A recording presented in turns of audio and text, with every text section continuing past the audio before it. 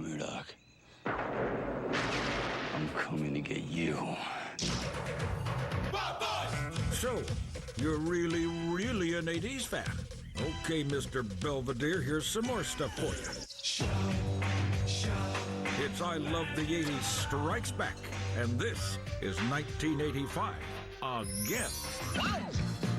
The flicks, the fashions, the fads, the TV, the tunes. You spin me right round, baby, right round. A totally awesome year that gave us even more burning questions. Did weird science promote self-abuse? How many times did you jerk off to that flick when you were a kid? I never talked off to anything. Did rich people really want to hang out with this guy? Come with us. Come inside. Robin Leach, interesting name. Living off the wealth of others. And was New Coke just a marketing screw-up or something much bigger? I'm not going to say where the conspiracy originated, but I will say this. The Pope was involved. The answers to those questions, plus Rocky goes from just punching people to killing them. And Bobby Knight goes ballistic. Because you can't get enough 80s. Because you still play with your gem dolls, admit it. This is 1985 Strikes Back.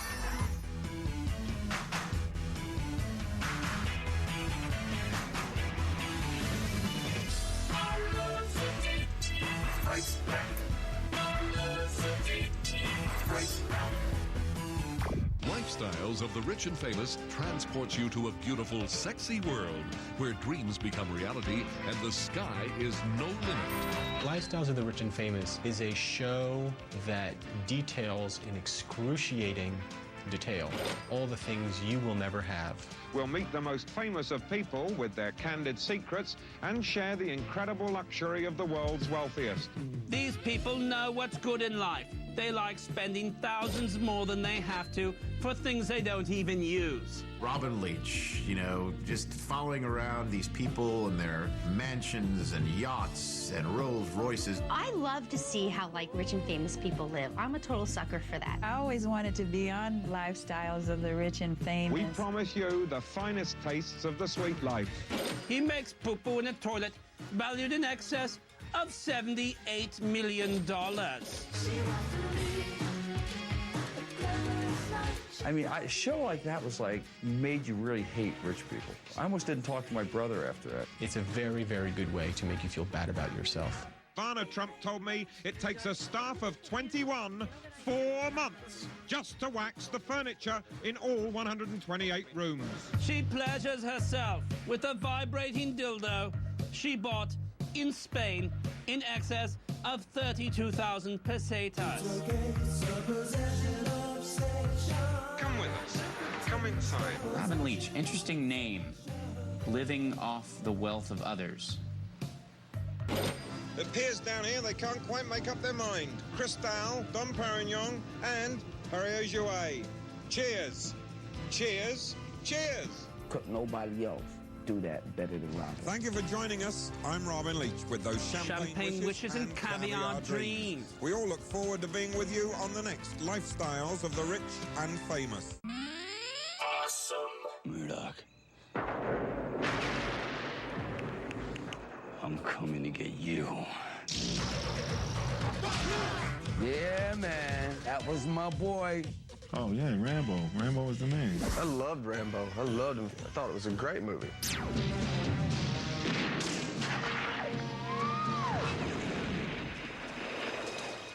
He was a special op. He had been to Nam. He knew how to get those out.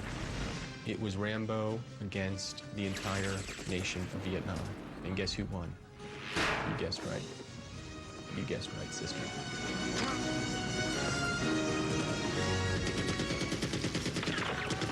Rambo was an articulation of a much more aggressive, we're not going to take it anymore foreign policy. What better way to express that than having Sylvester Stallone grease himself up for 2.5 hours? Clearly, I have more than a little bit of Rambo in me, as evidenced by these guns. When he's tying that bandana in you see his back, and you're just like, I want a back like that. Next day, we're all like, does this get a back like that? Is this good for it? Dude, we got a tan. Once we get bodies like Rambo, then strippers are gonna like us. It's gonna be awesome. Rambo was Rambo, and what you saw was what you got. Muscles and everything. I want what they want. For our country to love us as much as we love it. This is clearly just an unabashed attempt at American jingoism, and it works. If Rambo were our foreign policy in the 80s, it would go like this. You're the other country, and then I'm just going to stab you into submission. What's more American than being sweaty, wearing a loincloth, and killing people? Really, that's the American dream. And Stallone embodied that American dream. Mission accomplished. This is crack. Smoking crack is like putting a gun in your mouth and pulling the trigger. In 1985, crack was introduced. I remember it was on the cover of Time. It was just like crack. Yeah. Crack cocaine hits America. Everybody's freebasing. You're like, that stuff sounds scary. Drug enforcement officials are calling it the frightening wave of the future. Crack, cocaine in its purest form. The scary thing about crack, everybody who said, if you smoke crack, you're instantly addicted. That's not true. It took me 4 or 5 times. I lived in a neighborhood that was just crack infested. I mean, 5 in the morning, I come home, it looked like a Thriller video. I'm like, damn, I gotta dance with these fools so they don't notice it's me. Crack is sold in rock form, usually priced at $10 to $50 a vial, which can be consumed in seconds. Inflation was a problem in the 80s, and cocaine was really out of the price range of almost all of us. Crack came along and was much more affordable. Actually, I think one of my first experiences of hearing about crack was just hearing people in New York say crack is whack. Crack is whack! Crack was whack. It seems to me if you were inclined to smoke crack to begin with, the rhyming phrase, crack is whack, was probably not going to stop you. The word on the street is, crack will blow your mind.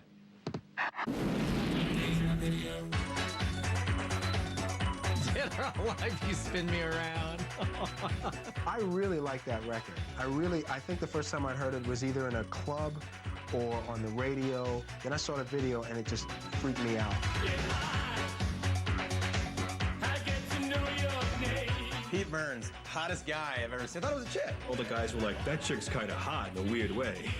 I'd do her. Peter Burns was a perfect combination of Demi Moore and Boy George. You spin me right round, baby, right round, like a record, baby. Like a record, baby. Okay, yeah, we know you're musicians, but can't you come up with another analogy? What can somebody spin me round, round, round like? A merry-go-round? No. Like a blender, baby, right round, round, round. A record. Yes. Brilliant. That's a good song to sing when you're like 7 years old and you've discovered the first legal high, which is this. You spin me right round, baby, right round, like a record, baby. You spin me right round, baby, right round, like a record, baby, right round, round. Coming up, Michael J. Fox's proudest moment. Like my experience of high school, the kid with the freaky facial hair is not usually loved by the rest of the school. Plus, everyone is speaking German. And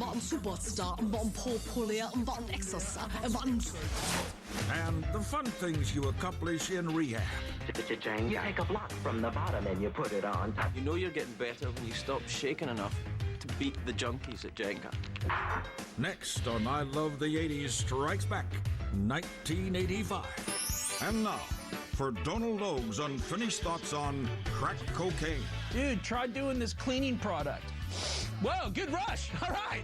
Whoa, whoa, whoa. All right. I want to do more of this. More. Leave my wife and family. Leave my wife and family. Sell my car. Sell my car. This makes sense. Yes, I'm thinking clearly for the first time in my life.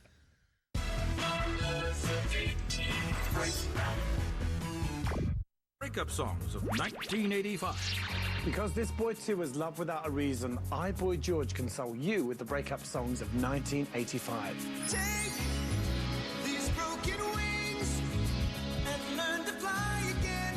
Learn to live so free. Broken Wings by Mr. Mister.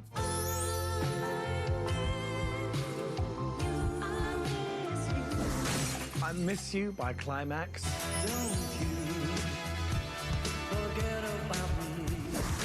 And Don't You Forget About Me by Simple Minds.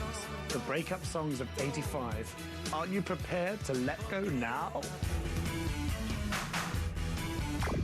I'd like a keg of beer, please. Listen, no ID, no damn beer. Can't you get that through your thick skull? Give me a keg of beer. I loved Michael J. Fox. And then, of course, when Teen Wolf came out, everybody had to go see it. Girls across America were going, yeah! Teen Wolf is great. The plot is a high school student played by Michael J. Fox who, when he becomes very emotional, breaks out in lupine fever. I thought the movie was fun, but I just couldn't understand why he was going to school if he was a wolf. If I turned to a wolf, that would be a day to take a sick day. I just want to say, since when does being a wolf make you a good basketball player? I mean, like, is that like back on the Nature Channel? Here's Wolfie. Slam dunk!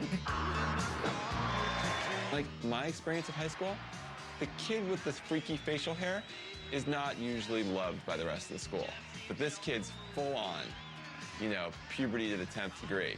And everyone's like, oh, Teen Wolf, cool, come to our party. I'll sleep with you, Teen Wolf. You just change back and forth whenever you feel like it? Sometimes I have to get kind of worked up to be the wolf. What do you think about to get worked up? You are an animal. One of the most memorable scenes is when he's on top of the van. He's flipping. He's doing all this stuff as the van is driving. I didn't try to handstand, but I have, on several occasions, stood on the top of my tour bus as it's flying down the road.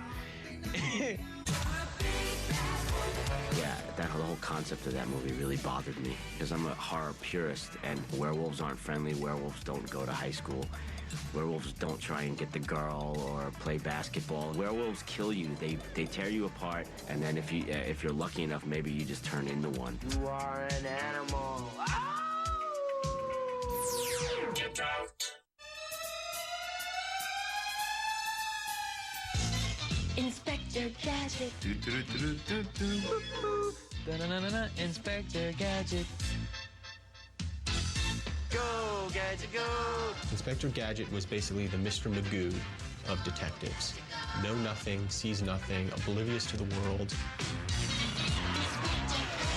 Let's take Maxwell Smart from Get Smart and make him a robot and keep the same voice, have him do some crazy things and whatever tool you need to stop a criminal, and that's Inspector Gadget. Inspector Gadget at your service. Inspector Gadget wore a big overcoat, you know, like a rain, almost like a flasher coat. You can flash your gadgets if you wear a trench coat. You wear your trench coat, ah, my gadgets. Woo-hoo. Wow!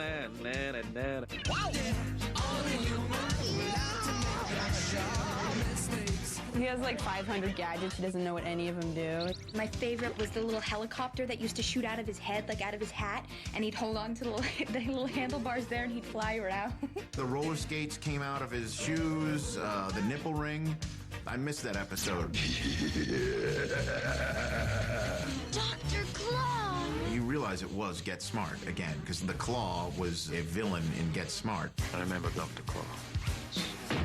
What a bastard. Dr. Claw will try to kidnap him. Your mission is to protect the professor from the forces of MAD. Inspector Gadget was cool just because he was so dumb, and the little girl helps him with everything. You've got to rescue him, Brain. I'll look for the money.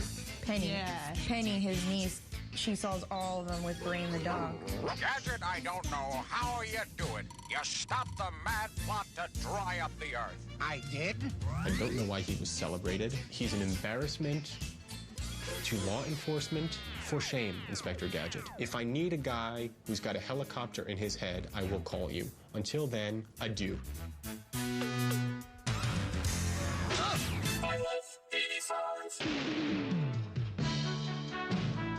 Remington Steele. Yeah, Pierce Brosnan. He was really young. He had lots of like that hair that's, you know, stud, that English guy in the suit. I remember thinking that Pierce Brosnan was very cute, and he still is. I mean, the guy's name was Remington Steele. I mean, normally you see that in a Tracy Lords movie. Just don't expect me to call you your lordship. No, certainly not, no. We'll save the pet names for the bedroom, eh? Pierce Brosnan is certainly the better remembered of the two leads in Remington Steele. But let us not shortchange Daphne Zuniga. Stephanie Powers. No. Oh, that was Zimbalist. Stephanie Zimbalist. Whoever it was, it's irrelevant. It doesn't matter. Let's not forget her. There would not have been Remington Steele were it not for Stephanie Zimbalist. Tell me, Miss Holt, how did you become a dick? I beg your pardon? She had a detective agency. It was named Remington Steele, but there was no Remington Steele. And she hires Pierce Brosnan's character, and they would be private eyes together. Didn't he kind of goof it up all the time? And wasn't he the guy that, you know, was like, ooh, look at that girl, while the guy gets away? Then they also kind of had crushes on each other, so like every episode you thought and hoped they were gonna kiss. That's why I tuned in. You always do things on such a grand scale, Mr. Pearson. Only when I'm aroused. Oh, yes, I know. I couldn't sleep nights worrying about that. Sexual tension between those people in Remington Steele. What would you say to a nice little American shag? Hello, nice little American shag. Remington Steele was primarily about sexism in the workplace. A female private investigator? No. Private investigator must have one thing above all else, a penis. And Remington Steele taught us that lesson and taught us that lesson well. Ladies, lovely day, isn't it? Falco. That was a jam. How did he come up with that song, you know, Rock Me Amadeus? Well, what a funny old thing to write about, you know. I always thought it was Rock Me, I'm a Danish, Apple Danish. Amadeus, Amadeus. Amadeus, Amadeus. What's it Rock Me Amadeus? It made me think I could speak German. War ein Superstar, war populär, war Exercise, war. They sound like instructions from Nazis in Argentina. Ah, okay, plan B. The only way that I really knew that song was because I had seen the movie Amadeus. That I was like, oh, she's singing about Amadeus. It must, you know, be because that movie's so popular. Rock Me Amadeus is a good song to breakdance to with a big grin on your face. It's just stupid.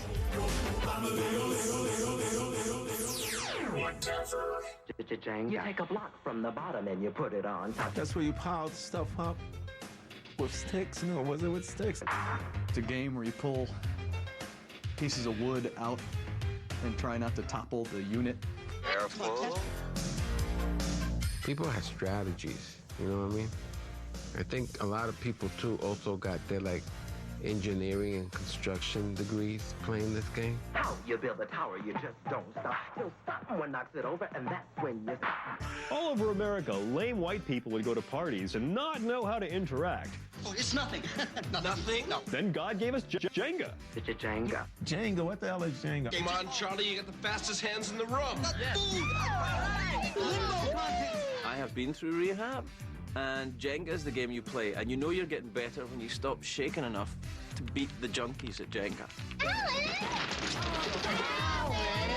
Jenga. Once you touch it, you can't keep your hands off it. Coming up, Judge Wapner lays down the law. Judge Wapner, he was the OG of the televised judicial system. Plus, hell hath no fury like a younger brother scorned. You stewed, buttwad. Chet. Loved him. Didn't he turn into like Jabba the Hutt or something? And Jack A steals the show. Oh, Jack K. Wasn't even about the show. It was about Jack K. Next on I Love the 80s Strikes Back, 1985. But first, log on to VH1.com for everything 80s. Artist info, photo galleries, CD purchases, and great 80s trivia games.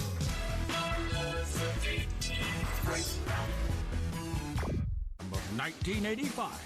Yo, what's up, y'all? This is Doug E. Fresh, and y'all know what this one is.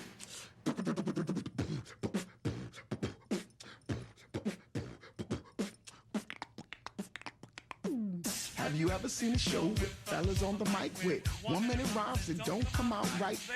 They never write, that's not polite. Am I lying? No, you're quite right. You're about to hear, we swear, the best darn rappers of the year. This is called The Show. Me and my man Slick Rick and the Get Fresh crew made history with this, and this is a hip-hop classic, and it's love to y'all for appreciating this song.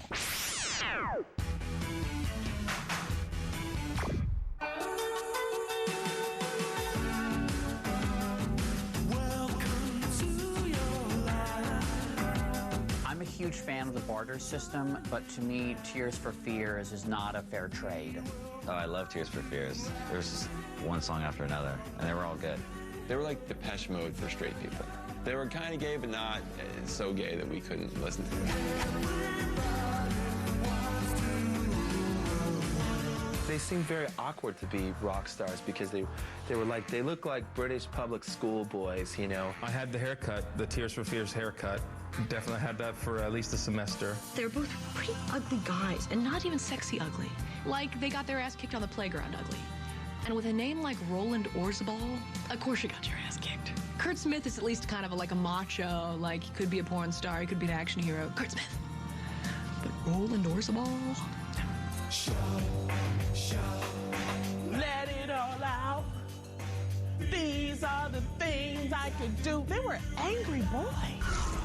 Come on. I'm talking to you. Come on. See? No wonder it was a hit.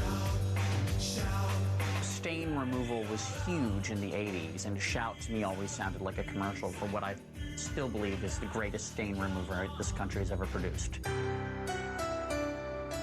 You gotta respect Tears for Fears for the passion with which they sang about the little librarian in the library. Remember her? Here were two sensitive guys, but they packed a punch with their music, their lyrics. The lyrics are really good, but it was really pretty and melodic. It had a nice combination, Tears for Fears.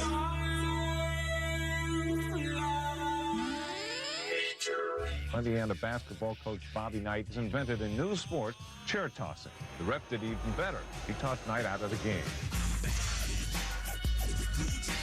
Bobby Knight threw a chair onto the court and was thrown out in a game against Purdue. It happens to the best of us. Purdue just asks for it. That's excitement. That's real coaching. I don't think I'm really going out on a limb when you say Bobby Knight's a bit of a... Not once was any mention of him being fired. Not once. They know it because they know Bobby Knight keeps the games exciting.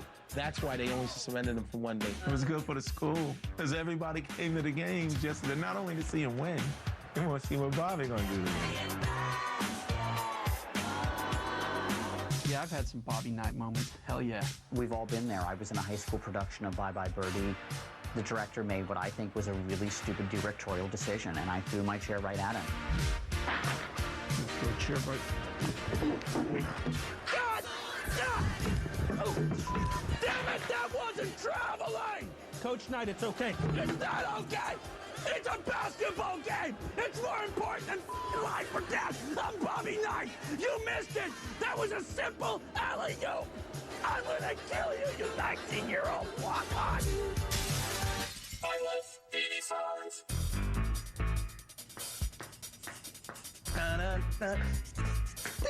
This is Miles Spires, the plaintiff.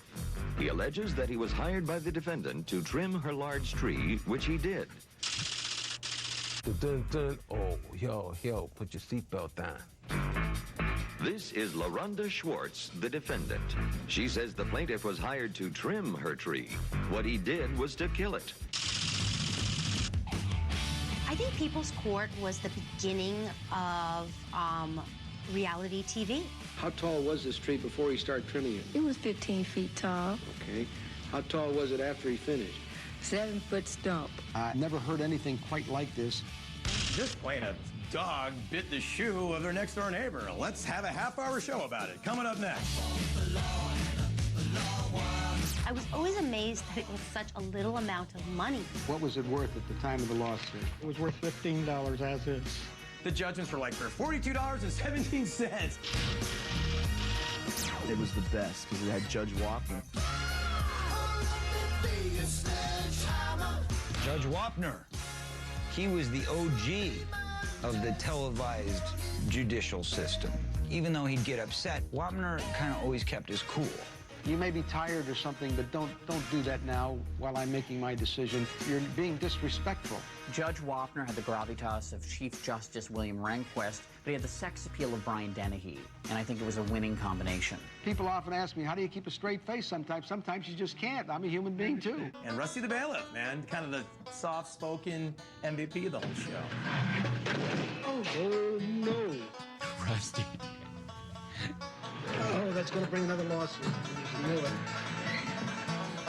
Rusty the Bailiff never had anything real to do except announce when Judge Wapner was coming in, call court in session, and carry lame pieces of evidence from the defendant to the judge. Maybe you couldn't hear it. A lot of the people were saying, wow. And then they had the ultimate host, Doug Llewellyn. What a head of hair on that guy, huh? If someone owes you money and won't pay, don't take the law into your own hands. You take them to court. Deja video. Keep smiling, keep shining. That's What Friends Are For was a really schmaltzy, sassy song. Gladys Knight, Stevie Wonder, Elton John, and Dionne were not really the epitome of cool. That's what friends are for. Dionne was just trying to bring crappy entertainers together for a good cause. It was a song to help AIDS awareness and AIDS charity. It's unfortunate when your prom song is associated primarily with AIDS, but maybe it's a good warning for kids. Wrap that rascal, guys.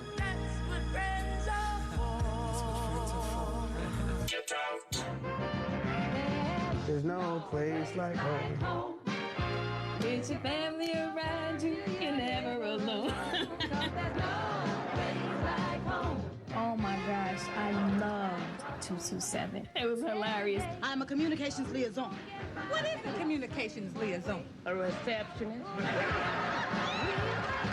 227 was about a group of people living in an apartment numbered 227. And stuff happens that's funny. It was like a Jefferson spinoff. It was like in between the Jeffersons and Bill Cosby. How much? I'm asking you to fix a refrigerator, not a 747. Marley Gibbs played a sidekick on the Jeffersons back in the 70s. And here it is in the 80s, and now she has her own show.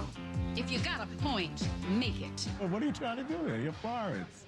But I guess it was Florence when she wasn't working for Mr. Jefferson. As long as you're doing a wash, sugar, why don't you throw your wig in? It's getting kind of dusty. You know your problem, Mary. You just don't have enough cooks. Oh, Jack K. It wasn't even about the show. It was about Jack K. The 227 is really the show that launched Jacquet. Jacquet stole the show from Marley Gibbs in a classic Star is Born moment. Oh, what did I do? Oh, it's my beeper. Did I shut you out? It was like our little soft porn to watch Jack. Hey, 227's coming on. There doesn't seem to be any seats left. Thank you, Lester.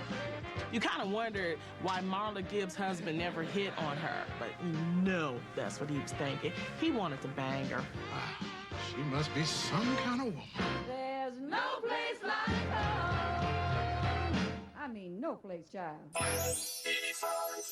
Coming up, Patrick Swayze spices up the Civil War. I know slavery's bad, but Patrick Swayze's on the southern side, and he's just so cute.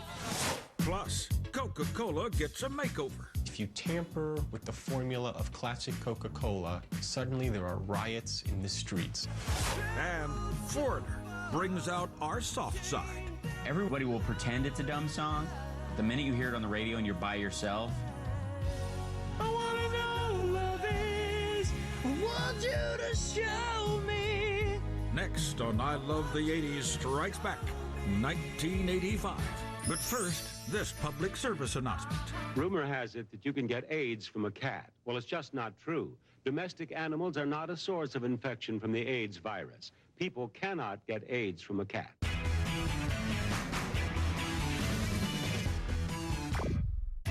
Nerds of 1985. What's happening, hot stuff? Getty Watanabe here, bringing you the nerds of 1985. Crispin Glover, the nerd who said, "You're my density." Lucas Haas of Witness, horse and buggy nerd. And Larry King, the nerd who somehow keeps finding wives.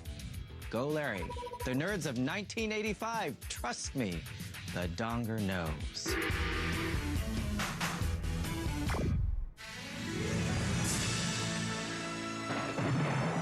The Civil War, the defining epoch in American history.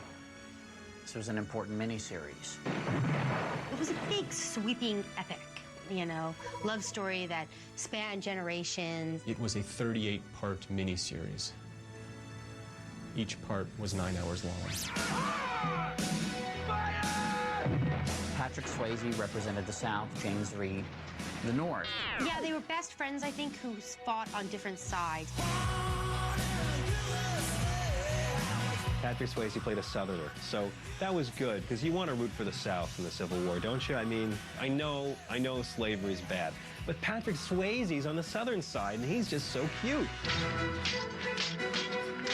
The disappointing thing about North and South was that Patrick Swayze didn't dance enough. Patrick Swayze dirty dancing in a Southern Belle costume.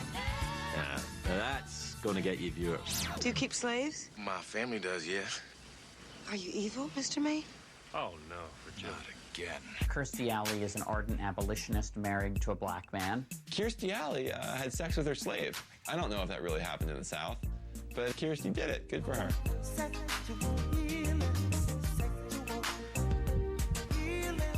Kirstie Alley, what a role. I believe it's time the South learned to compromise also. All the historical figures of the time were represented. Lincoln, Jefferson Davis, General Robert E. Lee, the great Emperor Nero, Hitler, the Royal Canadian Mounted Police, Zeus, Neil Armstrong. Everybody made an appearance in North and South. Noah. I went to public school, so I enjoyed North and South, because I kept thinking, well, I don't know who I want to win. I had a hard time choosing sides in that thing. Deja video. I've gotta take a little time. I don't care who you are, you can't not love I Want to Know What Love Is. That Foreigner record was one of those records that you shouldn't really have liked because of the way they looked. Good record. Yeah, bad hair. Everybody will pretend it's a dumb song, but the minute you hear it on the radio and you're by yourself, I wanna know what love is. I want you to show me. I want you to show me. Who doesn't want to know what love is? I don't want to know what love is. And what better vehicle than Foreigner to tell you what love is? Tell me, Lou. Tell me, Mick. that's what that song's for. Driving in your car crying after having just met someone that might be a good relationship. I wanna know what love is. If that came on and I was spending time with a nice guy, I might think he's gay. Most guys still get an erection when they hear that song, not because of the singer, but because of the dance they were at when they heard it, you know, the first time. I wanna know. Wanna get some juice? Yeah, that song still gives me a chubby.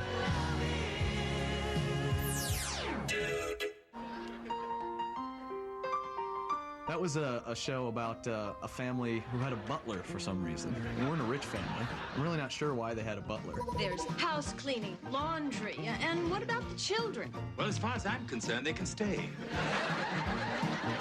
Damn, I don't know where I was at when that came on. And I didn't even really check him too much. He wasn't really a favorite in the Harlem hood. I think that $10 may just come out of your allowance, young lady. But I need that money for birth control. I'm kidding. What was Mr. Belvedere's first name? I don't know. I His forgot. first name was Lynn Belvedere. Lynn? That's a girl's name. It was basically another show where the comedy was homophobia. It was just like Bob Uecker putting up with the gay butler. Look, sir, I admit that I did introduce Wesley to the ballet. Oh, Mr. Belvedere, you've made me appreciate opera, but I still want to beat you up.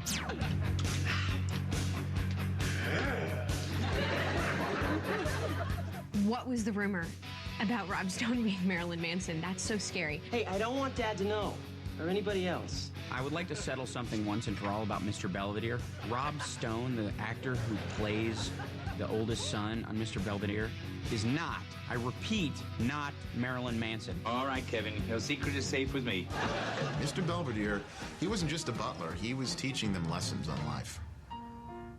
Touching. They're damn lucky to have me.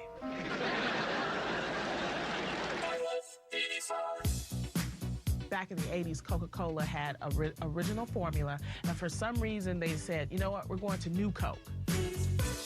A new taste destined to refresh tomorrow's world. They not only changed their can, but I think they did something different with the recipe. It's sort of flat, and it is sweet, sort of like you left it in an open can in the refrigerator a while. Some were outraged. Outraged that the old Coke would be, what's going to happen with my old Coca-Cola? We're not used to having people talk about Coke not tasting good. If you tamper with the formula of classic Coca-Cola, suddenly we've got problems. Suddenly there are riots in the streets. On Close Up this morning, a tale of two Cokes. Some call it the marketing goof of the century. Yeah, I thought it was a big scam. I thought it was a great publicity gimmick when they changed their formula and then, they got the world's attention. We're changing it back. What we didn't know was how many thousands of you would phone and write asking us to bring back the classic taste of original Coca-Cola. I've seen some internal memos from the Coca-Cola people. The conspiracy was far-reaching. I'm not going to say where the conspiracy originated, but I will say this. The Pope was involved. The Pope was more than a little bit involved, if you know what I'm saying.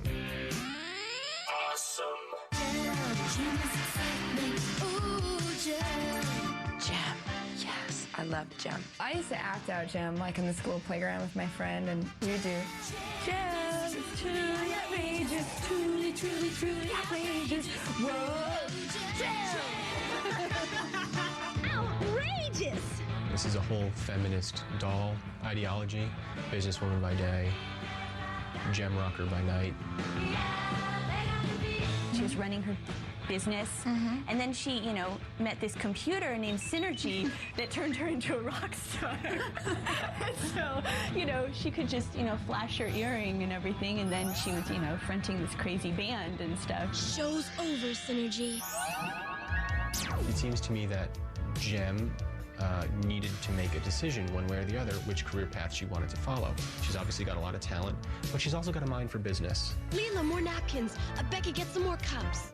And that is what is so intriguing about Gem. Showtime, Synergy. She always wore pink, right? She always wore her, white tights, fishnet tights and pink dress. And she was very, record chick, pre-Christina Aguilera and Britney Spears record chick. Gem looks pretty good, doesn't she? Yeah, she makes the air sizzle. She had a boyfriend named Rio.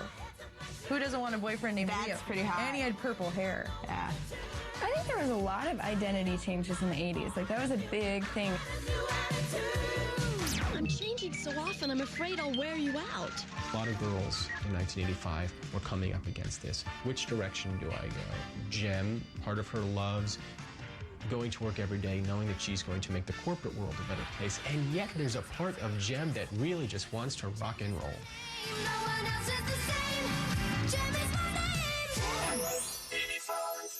Coming up, every teenage boy's wet dream comes true. If we're gonna have any kind of fun together, you guys had better loosen up. When you're 15, you're not knowing what to do with Kelly and LeBron. Maybe if they were 22, they would have got a good third base makeout. Next on I Love the 80s Strikes Back 1985. But first, the what the moment of 1985. In 1985, the Ringling Brothers and Barnum and Bailey Circus attracted big crowds with their mystical unicorns. The only problem was they were actually goats with their horns surgically fused into one big horn. Hey, circus people, what the...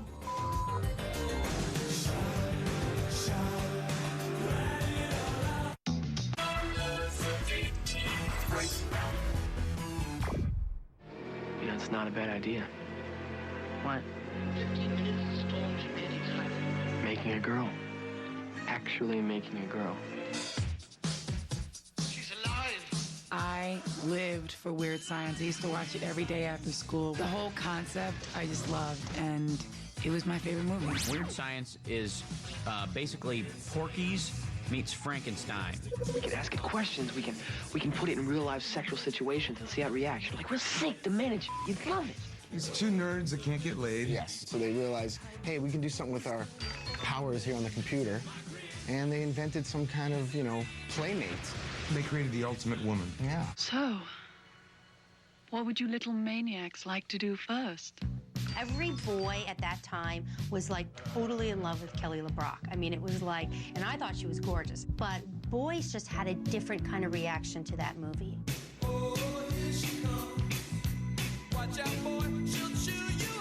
How many times did you jerk off to that flick when you were a kid? You know, was I the only one?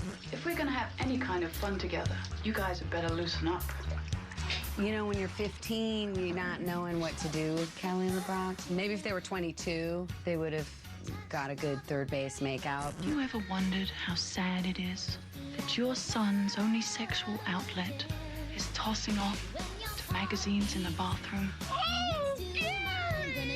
I never tossed off to anything! Anthony Michael Hall was kind of like the king back then. He found this really good geek niche market for himself that he did so well. That scene there where he gets, was he drunk or was he high when he was in the bar? That was one of the greatest scenes ever. Bitch needs your nuts. Bitch need my nuts, bitch. I'm not playing with y'all either, man. In the family jewel. The family jewel, man. Chet is my favorite character in that. Chet, Bill Paxton's character is fantastic. You stewed, buttwad. Chet. He was such a smart, he was so gross. Just loved him. How about a nice, greasy pork sandwich served in a dirty ashtray? Didn't he turn into like Jabba the Hutt or something? They end up turning him into a huge pile of crap, so they get their revenge on that. She kind of like taught him kind of how to grow up, and they had to fight these guys at the end of this big party. We're gentlemen, so I'm gonna give you a choice. Yeah, you can leave in peace. Or you can stay and die. Then here's the rub in the film, and here's where it gets kind of Shakespearean and interesting, is that they don't have sex, but the process teaches them deep values about what's really important. That's the truth. I'm really just getting off seeing you two guys straightened out.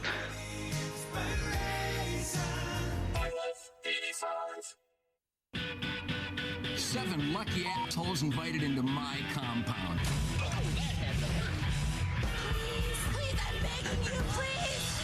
I'm supermodel, and from now on you will address me as supermodel. I believe that song's about dancing. Safely.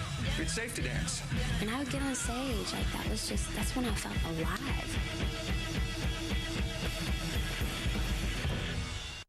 Show's over, Synergy.